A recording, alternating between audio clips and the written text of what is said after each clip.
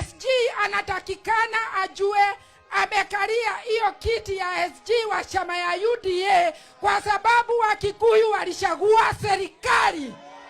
Ni kweli ama ni uongo? Tuliamuka mapema tukashagua hii serikali. Na ile kitu wanajaribu hata kutusukuma nje tutoke ndani ya serikali, hatutatoka, tunakaa ndani ya serikali. Nataka kusema hivi, siasa ya ukabila imepitwa na wakati.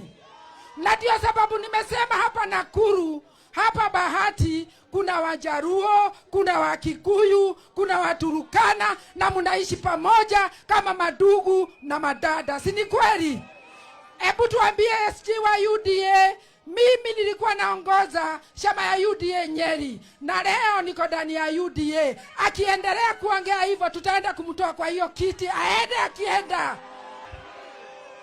Washeni niwaambie, huyo SG, kuna mama anaitwa Veronica Maina mwenye ameketi pale. Mnaona Veronica? Veronica ndiye alikuwa secretary wa chama ya UDA.